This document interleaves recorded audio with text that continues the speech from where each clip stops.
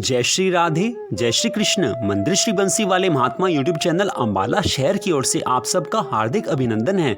आज हम आपको सुनाने जा रहे हैं कार्तिक मास में विशेष रूप से पुण्य देने वाली भगवान शंकर और पार्वती जी के विवाह की बड़ी सुंदर कथा। इस कथा को आप ध्यान से सुने, पूरी श्रद्धा भावना से सुने, क्योंकि कार्तिक मास में इस कथा को सुनने मात्र से भगवान श्री गौरी शंकर जी की अनंत कृपा प्राप्त होती है। तो अब आप सुने श्री शिव महापुराण की वह कथा। बोल श्री राधा कृष्ण भगवान की जय, बोल श्री गौरी शंकर भगवान की जय, बोल कार्तिक मास महात्म्य की जय। अब कथा प्रारंभ।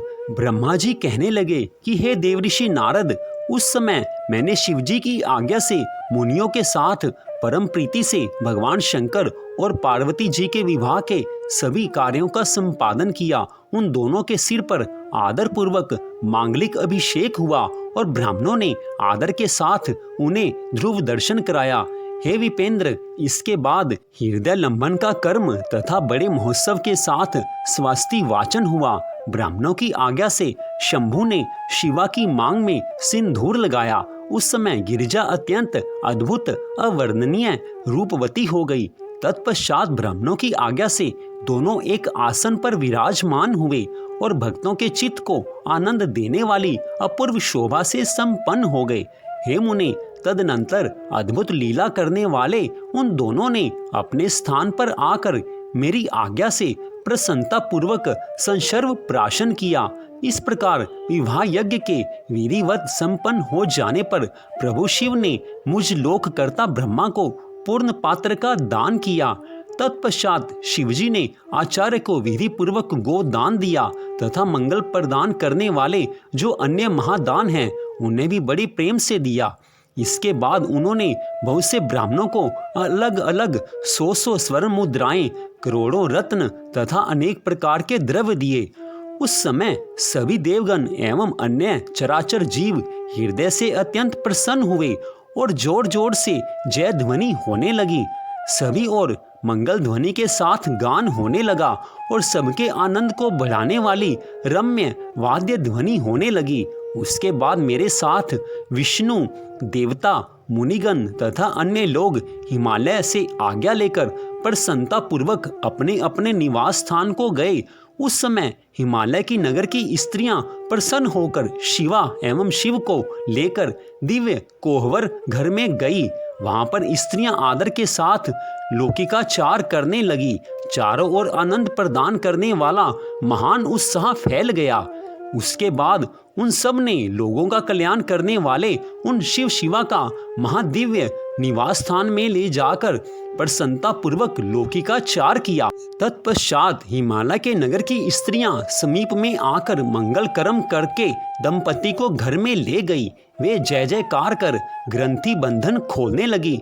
उस समय वे कटाक्ष करती हुई मंद मंद हंस रही थी और उनका शरीर रोमांचित हो रहा था। वे श्रेष्ठ स्त्रियां वास गृह में प्रवेश करते ही मोहित सी हो गई और सुंदर रूप तथा वेश वाले, संपूर्ण लावण्य से युक्त, नवीन यौवन से परिपूर्ण, कामनियों के चित्त को मोहित करने वाले, मंद मंद मुस्कान युक्त, प्रसन्न मुख मंडल वाले, कटाक्ष युक्त, अत्यंत सुंदर, अत्यंत सूक्ष्म वस्त्र धारण किए हुए और अनेक रत्नों से विभूषित परमेश्वर को देखती हुई अपने अपने भाग्य की प्रशंसा करने लगी। उस समय 16 दिव्य नारियां बड़े आदर के साथ इन नव दंपत्ति को देखने के लिए शीघ्र ही पहुंच गई। सरस्वती, लक्ष्मी, सावित्री, जाह्नवी, अदिति, शची, लोपामुद्रा, अरुंधति, अहिल्या, तुलसी, स्वाहा, रोहिणी, वसुंधरा, शतरूपा, संज्ञा और रति ये देव स्त्रियां हैं। अन्य जो मनोहर देव कन्याएं एवं मुन्नी कन्याएं वहां स्थित थी, उनकी गणना करने में समर्थ ही कौन हो सकता है। उनके द्वारा दिए गए रत्न के आसन पर शिवजी प्रसन्नता के साथ बैठे। इसके बाद सब देवियां क्रम से मंद मंद हंसती हुई उनसे मधुर वचन कहने लगी। सरस्वती बोली, हे महादेव, अब प्राणों से भी अधिक प्यारी सती देवी आपको प्राप्त हो गई हैं। हे कामुक, इनके चंद्रमा के समान आभा वाले प्रिय मुख को प्रसन्नता पूर्वक देखकर आप संताप को त्याग दीजिए। हे प्रभु, आप इस सती का आलिंगन करते हुए अपना समय व्यतीत कीजिए। सभी समय आपके आश्रित रहने वाले इस सखी से आपका वियोग नहीं होगा। लक्ष्मी जी बोली, हे देवेश, अब लज्जा का त्याग कर सती को अपने वक्ष स्थल में स्थित कीजिए। जिसके बिना आपके प्राण निकल रहे थे, उसके प्रति कौन सी लज्जा। सावित्री जी बोली, हे शंभु, सती को भोजन कराकर आप भी शीघ्र भोजन कीजिए। किसी बात का खेद मत कीजिए और आचमन करके सती को आदर से कपूर मिश्रित तांबूल दीजिए। जानवी बोली, अब इस सुवर्ण कांति वाली पार्वती के केशों को पकड़कर संवारिए, क्योंकि कामनी स्त्रियों का इससे बढ़कर और कोई पति से प्राप्त होने वाला सौभाग्य सुख नहीं होता। अदिति बोली, हे शिवे, आप भोजन के पश्चात मुख शुद्ध करने के लिए शंभु को अति प्रेम से जल प्रदान कीजिए, क्योंकि दंपति का परस्पर प्रेम सर्वथा दुर्लभ है। शची बोली, जिसके लिए आप मोहवश विलाप करते करते भटक रहे थे, उस शिवा को वक्ष स्थल पर धारण कीजिए। उस प्रिया के प्रति आपको लज्जा क्यों। लोपामुद्रा बोली, हे शंकर, भोजन करके आप वास गृह में जाइए। यह स्त्रियों का व्यवहार है। आप शिवा को तांबूल देकर शयन कीजिए। अरुंधति बोली, हे शिव, मैं ना आपके निमित्त पार्वती को देना नहीं चाहती थी, किंतु मेरे बहुत समझाने पर उन्होंने पार्वती को देना स्वीकार किया। अब आप इनसे अधिक प्रेम कीजिए। अहिल्या बोली, अब आप वृद्धावस्था को छोड़कर पूर्ण युवा हो जाइए, जिससे कन्या देने वाली इस मैना को पुत्री दान से संतुष्टि प्राप्त हो जाए। तुलसी बोली, हे प्रभु, आपने पूर्व काल में सती का त्याग किया, उसके बाद कामदेव को जलाया। अब आपने पार्वती को प्राप्त करने के लिए हिमालय के घर वशिष्ठ को कैसे भेजा। स्वाहा बोली, हे महादेव, अब आप स्त्रियों के वचन में स्थिर हो जाइए, क्योंकि विवाह में स्त्रियों की प्रगल्भता एक व्यवहार होता है।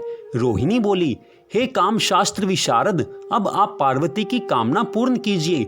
आप स्वयं कामी हैं, अतः कामिनी के काम सागर को पार कीजिए। वसुंधरा बोली, हे भावज्ञ, आप कामार्थ स्त्रियों के भाव को जानते हैं। हे शंभु, स्त्री अपने स्वामी को ईश्वर भाव से निरंतर भजती है, उनकी सेवा करती है। वह पति के अतिरिक्त अपनी किसी भी वस्तु की रक्षा करना नहीं चाहती। शतरूपा बोली, भूख से तड़पता हुआ व्यक्ति दिव्य सुख का भोग किए बिना संतुष्ट नहीं होता। हे शंभु, जिससे स्त्री को संतुष्टि हो, आपको वही करना उचित है। संज्ञा बोली, हे सखी, रतन दीपक जलाकर एकांत में पलंग बिछाकर उस पर तांबूल रखकर परम प्रीति से शीघ्रता पूर्वक शिवा के साथ शिव को स्थापित करो।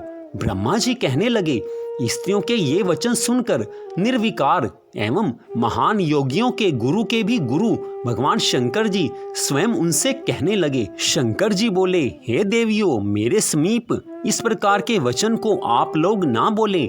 आप सब पतिव्रताएं एवं जगत की माताएं हैं, फिर पुत्र के विषय में इस प्रकार की चपलता क्यों। ब्रह्मा जी बोले, शंकर जी की यह बात सुनकर सभी देव स्त्रियां लज्जित हो गई और संभ्रम के कारण चित्रलिखित पुतलियों की भांति चुप हो गई। तदनंतर मिष्ठान ग्रहण कर आचमन कर प्रसन्न चित्त महेश ने पार्वती के साथ कर्पूर युक्त पान का सेवन किया।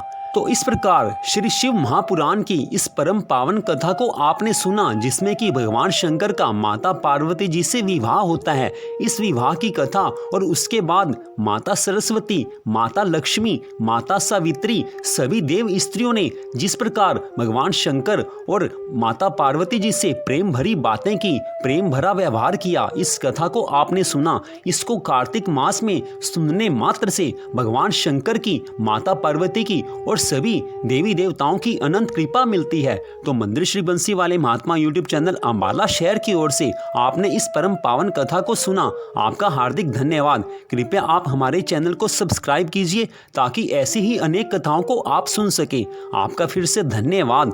भगवान श्री राधा कृष्ण जी की, भगवान श्री गौरी शंकर जी की कृपा सदा आप सब पर बनी रहे, इसी मंगल कामना के साथ जय श्री राधा कृष्ण भगवान जी की, जय श्री गौरी शंकर भगवान जी की। बोल कार्तिक मास महात्म्य की जय।